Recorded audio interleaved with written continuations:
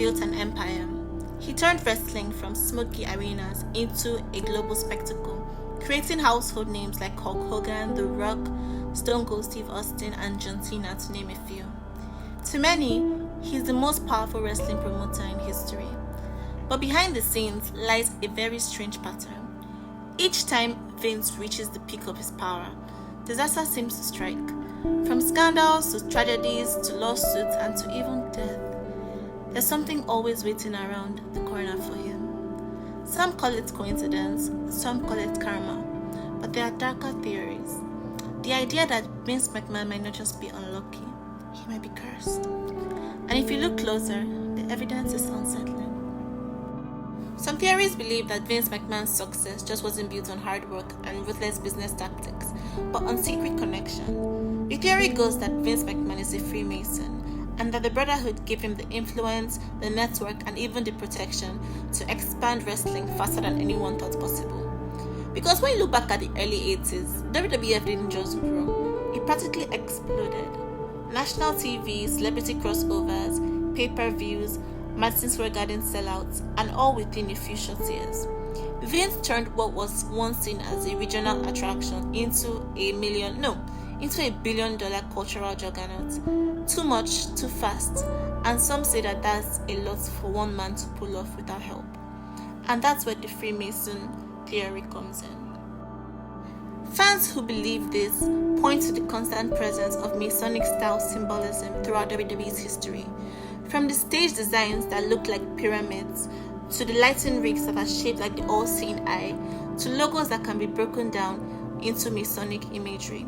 Even the name Titan Towers, that's the WWE's headquarters, is seen as suspicious, as the name alone, Titan, connects directly to the Titans of Greek mythology, a symbol often tied to secret societies.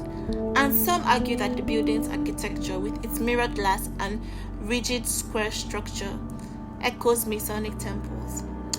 But here's where the theory gets even darker. Conspiracy theorists claim that Freemasonry demands balance, that there is no rise in power that comes without sacrifice. And in wrestling, there is no shortage of sacrifice. The early deaths of wrestlers, especially in the 80s and 90s, like the Bruiser Brody, Junkyard Dog, Recruit, Eddie Guerrero, Chris Benoit, Owen Hart, David Boy Smith, Ron Pillman, to name a few, have all been speculated to be part of the pattern of ritual sacrifice. And a lot of the important dates for wrestling moments are also tied to Masonic numerology.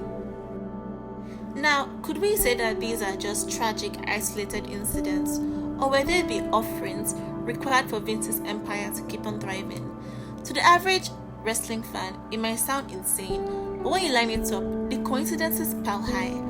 Every major milestone Vince celebrated seemed to be shadowed by a devastating loss, whether it was a wrestler dying young and tragically, a scandal rocking the company, or a tragedy forcing WWE into the headlines and into the limelight for all the wrong reasons. So the theory states that this is no coincidence. This is just the price of power, fame, and fortune. But Freemasonry isn't the only theory that is linked to Vince McMahon's strange rise and fall. There's another story, darker, stranger, and whispered about in wrestling circles for decades. Now, it states that back in the 70s and 80s, Vince McMahon was on a mission. One by one, he bought out or crushed the old wrestling territories, the small regional promotions that had ruled the business for generations. He was ruthless, and some promoters lost everything, and some never forgave him. Now, according to old school wrestlers, there was one promoter in particular that Vince should have never crossed. The story goes that this man wasn't just a businessman, he wasn't just a promoter, but he was deeply involved in voodoo. Now, not the stage show kind of voodoo, but the real thing, with rituals, with curses, and with spiritual practices tied to revenge. Now, when Vince muscled him out, the promoter supposedly placed a curse on him. That Vince would build his empire, yes, but he will never be able to truly enjoy it. That every triumph will be followed by tragedy. And most chilling of all, that wrestling will never be able to let him go. He could make billions, step down, or even try to escape into other industries and into other endeavors. But he will always be dragged back into the ring, bound to the business forever. And when you look at Vince's life, the curse seems hauntingly accurate. Each time he rises, something drags him down. Each time he tries to leave wrestling, he fails. The empire grows, but it never comes without pain. Now, most fans dismiss this as just a scary story, but in wrestling, where larger-than-life myths and dark legends are part of the culture, the idea of Vince McMahon being cursed by a voodoo lord doesn't really seem so far-fetched. Now, here's where the curse seems to materialize. When you look at Vince's life, or at least Vince's life as a wrestling promoter, it almost feels like the curse is real. As for every high point, disaster soon follows. Now take the 80s. Vince launches WrestleMania, Hulkamania sweeps the world, and the WWF becomes a cultural force. But just a few years later, Vince finds himself in the middle of this steroid trial, facing the very real possibility of prison, and the entire empire nearly collapsing before it even reaches its peak. Now, then comes the Attitude Era. Stone Cold Steve Austin, The Rock, DX, ratings are through the roof, and Vince McMahon even takes the company public. But at the height of all that success, tragedy strikes. Owen Hart falls to his demise in front of a live audience. The lawsuits mount, and the shadow of the tragedy stains Vince's biggest boom period. Now, next up, in 2001, Vince pulls off the impossible. He buys his competition WCW and ends the Monday Night Wars once and for all. Now, this should have been his crowning achievement, but instead, the ratings plummet, the invasion storyline fails, and fans turn against the product, and they also turn against the McMahon family themselves, tired of seeing them on their screens every single day. And WWE stumbles from the victory that he fought so hard to achieve. And Vince even had trouble signing the biggest stars in WCW, like Sting, like the NWO, like Goldberg, and he wasn't able to fully capitalize on his win. Now, 2007 should have been another big year for the WWE. Donald Trump himself appears in storylines, new investors are calling, new stars are on the rise, and Mr. Kennedy is being groomed as the next big name. But then, the darkest chapter in wrestling history strikes, the Chris Benoit tragedy.